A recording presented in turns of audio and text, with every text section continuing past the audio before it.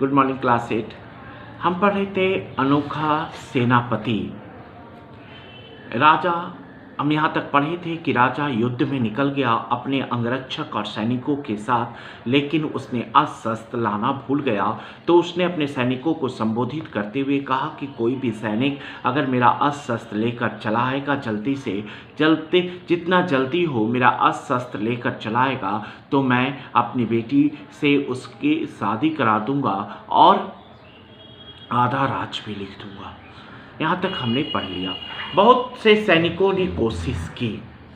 किसी ने कहा 3 महीने, किसी ने 3 हफ्ते और किसी ने 15 दिन, लेकिन श्याम ने इस काम के लिए केवल 3 दिन ही मांगी। कितने? 3 दिन। राजा बहुत खुश हुआ। उसने राजकुमारी के नाम एक चिट्ठी लिखकर श्याम को दे दी और श्याम अपनी उस राजधानी की ओर रवाना हो गया। थोड़ी दूर चलने के बाद उसने बारहसिंगे का रूप धारण किया और तीर की तरह रास्ता पार किया। जब वो थक गया तो खरगोश बन गया। फिर उसने चिड़िया बनकर उड़ना ही बेहतर समझा।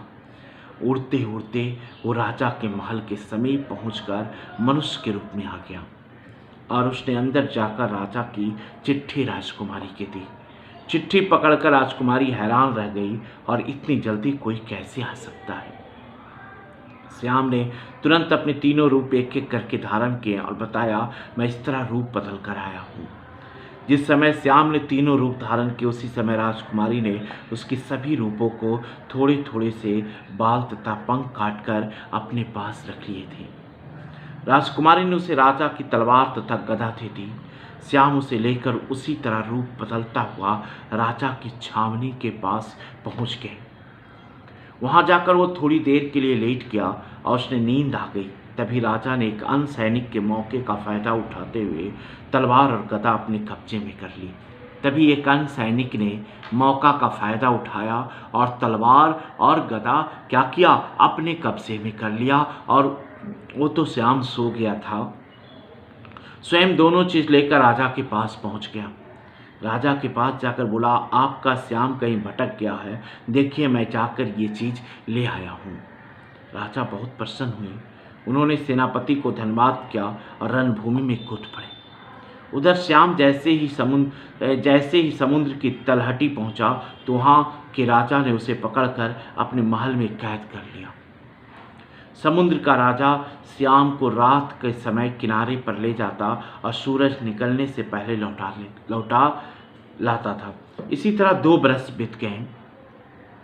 श्याम बहुत उदास रहने लगा। उसने वहां से निकलने का बहुत प्रयास किया, लेकिन सब विफल रहा। इसी तरह तीसरा साल भी बीत गया।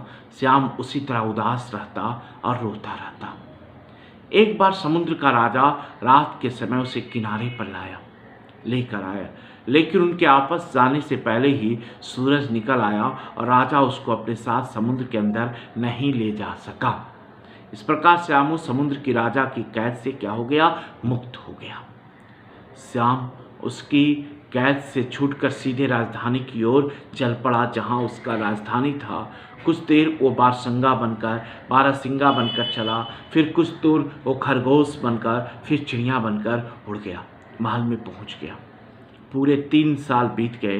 राजा ने राजकुमारी की शादी उस सेनापति से करने की आज्ञा दे दी। जिस समय श्याम महल में पहुंचा, राजकुमारी दुल्हन की वेश में बैठी हुई थी। पास ही सेनापति भी बैठा था, जो धोखा से श्यामू के लाया गया अस्त्र और शस्त्र राजा को दे दिया था। राजकुमारी ने जैसे ही श्याम को देखा, वो तुरंत चिल्ला पड़ी, पिताजी इधर आइए, मेरी बात सुनिए। मेरा दूल्हा आपका ये सेनापति नहीं है, ये श्याम है, जो आपकी गदा और तलवार ले गया था। राजकुमारी ने श्याम से कहा, श्याम महाराज को दिखाओ वो सब तुमने कैसे किया था। श्याम तुरंत बारहसिंगा बन गया। राजकुमारी ने अपना रुमाल खोला और वे बाल दिखाए जो उसने काट लिए थे। वो खरगोश बना तो राजकुमारी ने उसके कटे हुए बाल को दिखाए। वो चिड़िया बना तो उसने कटे हुए पंख दिखाए और कहा, महाराज क्या अब आप संतुष्ट हैं? महाराज समझ गए कि सच्चाई क्या है। सेनापति ने भी अपना अपराध स्वीकार कर लिया। राजा ने उसे मौत की सज़ा सुनाई और राजकुमारी की शादी श्याम से कर दी। ये कहानी था विष्णु प्रभाकर का लिखा हुआ अनोखा राजकुमार। इसका क्वेश्चन आंसर आपको करना है और शब्दार्थ मैं आपको भेज दूंगा। धन्यवाद।